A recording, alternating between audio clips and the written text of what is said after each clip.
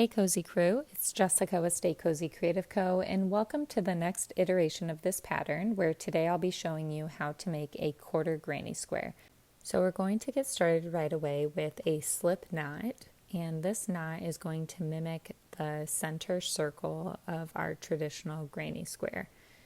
And then we're going to do a slip stitch to the side of this knot. And then we're going to chain 6. If you're new to hand crochet and this video is going too quickly for you, obviously always feel free to pause, rewind, and go at your own pace. Or you can also head over to my channel where I have some beginner-friendly tutorials that should hopefully help. So once we're done making the chain, we're going to pull this top loop over to our first slip knot and we're going to connect it to the center of it with a slip stitch.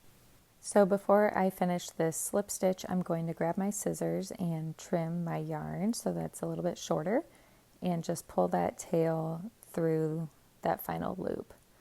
And then I'm going to take this tail and push it through the center of that original slip knot that I made, just so that our yarn tails are both on the back side of our project. So you should have like a mini circle now, and once we're done with our pattern, it should flatten out so that it's kind of more of like a quarter of a circle, but this is where we begin.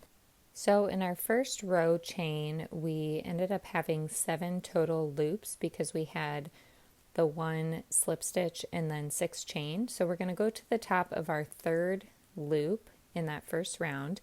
And this is where we're going to attach our new colored yarn for round 2. So we're going to do a slip stitch here to connect it, and then chain 2, and then a double crochet into that same hole of the same loop. Since we're making a quarter of a granny square, this is kind of mimicking half of a corner where we're starting on one side, and then we're going to work along the other side now. So we're going to do chain 1 and then 2 half double crochets into the center of our circle. So we're going to go all the way into the center rather than into a loop. We're going into a circle. So here's our first half double crochet,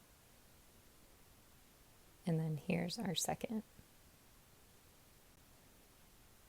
Then we're going to chain 1, and then we're already to our next corner. So on this side, we're going to mimic the beginning of this round by making basically a half of a corner.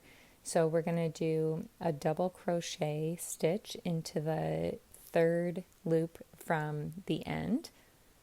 So I found that loop, so 1, 2, 3, and go into the center of that loop for our double crochet. And then we're going to chain 3. And then we're going to connect this to that same hole in that same loop by pulling our yarn through.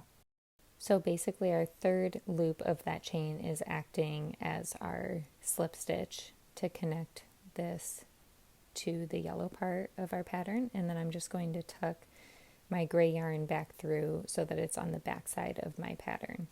And now I'm just gently pulling on the tail of my yarn just to kind of tighten up some of those ends, but I'm going to leave my tails all the way to the end so I can connect them all at once. So we're going to find the top of the chain from our round 2, and that's where we're going to attach this next round with a slip stitch. And then we're going to chain 1, and then we're going to do half double crochets all along this side. So we're going to go in between the gaps of each of the stitches from round 2. So here's our first half double crochet, and then our second one is going into this next gap, and we're just going to work our way all the way across.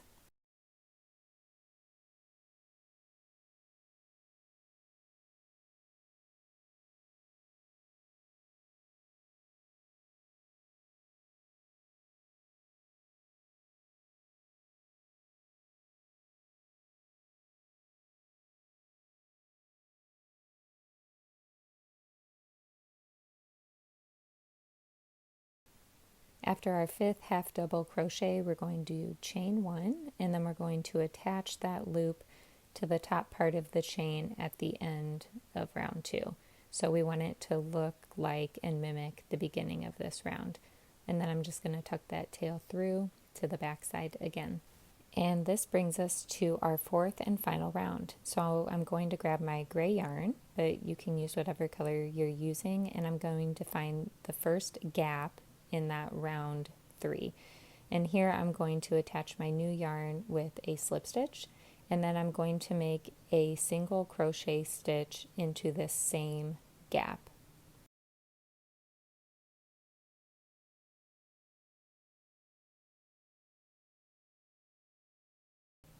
And then I'm going to do single crochet stitches into each of the gaps all the way across. So there should be 5 more. So there's 1, 2, 3,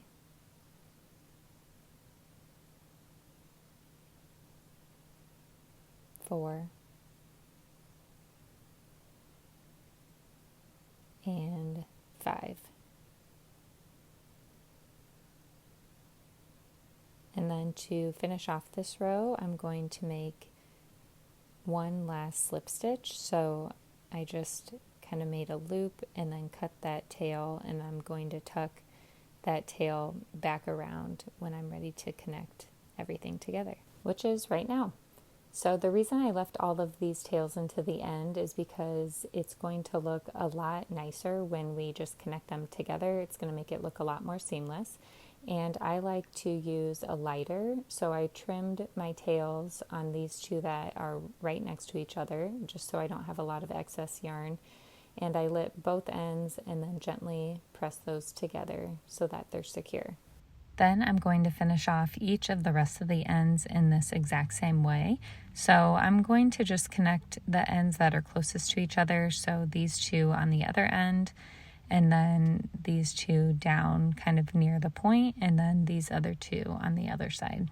So I'm just trimming each of these tails of yarn just because you don't want to have a lot of excess yarn hanging out here. You want the design to kind of be as tight as possible. And my lighter is clearly run out, and so I need to go grab another one. There we go. That's much better. So I'm going to just finish off these ends, and then we are done with our quarter granny square. Thank you so much for watching this video tutorial. If you've enjoyed it, please give it a thumbs up and maybe share it with a friend. If you haven't already seen the half granny square and the full granny square in the same princess series, you can find those on my channel. Make sure to subscribe for all things hand knitting and hand crochet and chunky yarns. You can shop this chenille yarn as well as tube yarn on my website at staycozyco.com.